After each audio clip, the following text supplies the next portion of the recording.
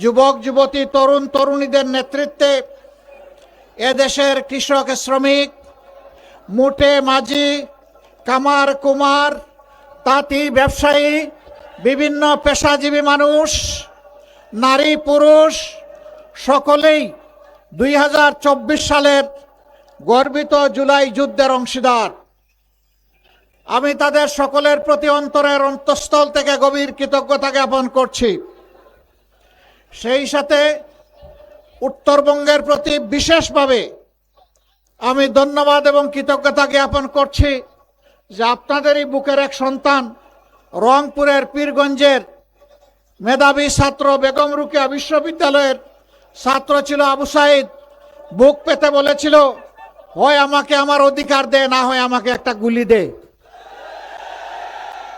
সে ডানা মেলে বলেছিল, বুকের ভিতরে তুমুল ঝড়, বুক পেতেছি, গুলি কর। মহান রবের শুকরিয়া, গুলি পিঠে নেয় নাই, পরপর তিনটা গুলি বুকে নিয়েছে। এটি বীরদের পরিচয়। এখান থেকেই জুলাইয়ের আন্দোলন জ্বলে উঠেছিল। আপনারা বড়ই সৌভাগ্যবান, এই সন্তান আপনাদের বুকের সন্তান। আমরা আপনাদেরকে কথা দিচ্ছি, আধিপত্যবাদের বিরুদ্ধে আপসহীন যুদ্ধ হিসাবে আবরার ফায়েদ প্রথমে শাহাদত বরণ করেছিল।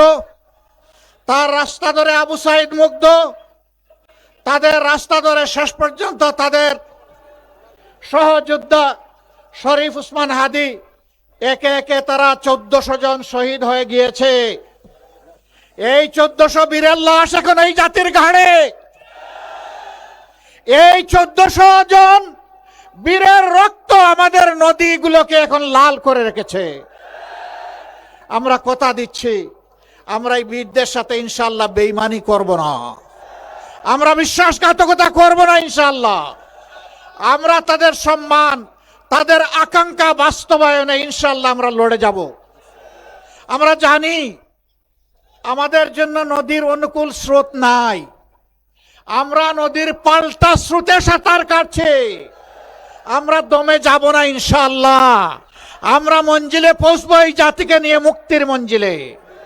আমি পরিষ্কার বলেছি অনেকগুলা জনসভায়, জামাতে ইসলামী এই জোটের সবচেয়ে বড় দল, কিন্তু আমরা কোনো দলীয় সরকার কায়েম করতে চাই না।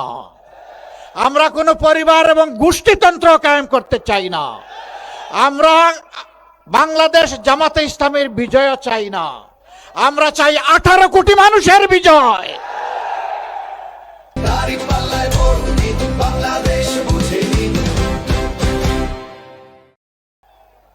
তিস্তা পার থেকে এই বিজয়ের আওয়াজ শুরু হয়েছে।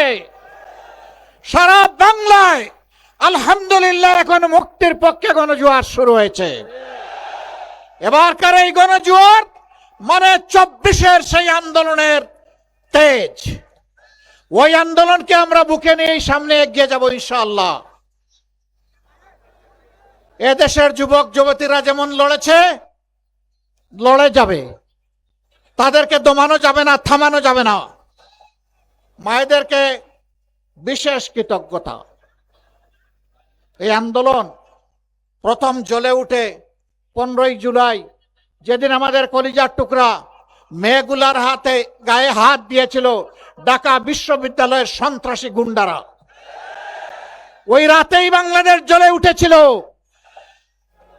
এরপরে আমরা দেখেছি কামানের সামনে দাঁড়িয়ে আমাদের কলিজার টুকরা আরেক মেয়ে বলেছিল, পিছনে পুলিশ, সামনে কি বলেছিল? সামনে স্বাধীনতা।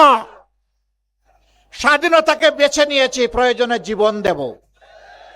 এরাই আমাদেরকে শক্তি জুগিয়েছিল। মা কুলের সন্তানরা রাস্তায় এসে বলেছিলেন, আমার এই 10 মাসের সন্তান নিয়ে এখানে হাজির হওয়ার মানে হচ্ছে আজকে সারা বাংলাদেশের রাস্তায় যে কোটি কোটি যুবক যুবতী নেমেছে, তাদেরকে বলা যে সন্তান আমাদের একটা নয়, তোমরা সবগুলো আমার সন্তান। সাংবাদিকরা বলেছিল, মুহুর্মুহু গুলি, একটার পর একটা লাশ, আপনি কেন অবুঝ বাচ্চা নিয়ে এখানে এসেছেন? তিনি বলেছিলেন, আমি শহীদ হতে এসেছি। মা তোমাকে সালাম। এই মুক্তির এই বাঁকে মাদের যেখানে এই অবদান, আমরা বড় ব্যথিত মায়েরা, আপনাদের কাছে লজ্জিত।